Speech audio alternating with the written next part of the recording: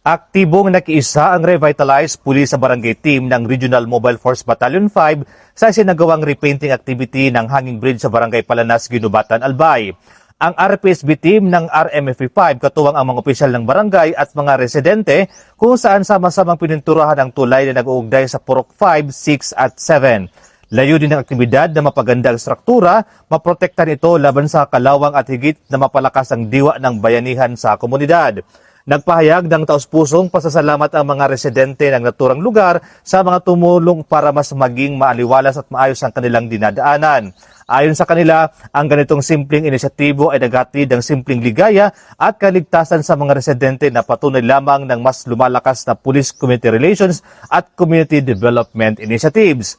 Ang Pro 5 sa pamumuno ni Police Brigadier General Erosito N. Miranda, Regional Director ay patuloy na maghatid ng serbisyong nakikita at nararamdaman kung saan ang presensya ng pulisya ay hindi lamang nakatuon sa seguridad, kundi pati na rin sa pagtulong sa pagpapaunlad ng komunidad. Mula dito sa Camp Brigadier General Civil Ola, Legazpi City, ako po si Police Staff Sergeant Mercurito P. Lubindino Jr. Nag-uulat para sa Police News Network at ito ang bagong PNP para sa bagong Pilipinas, serbisyo mabilis, tapat at nararamdaman.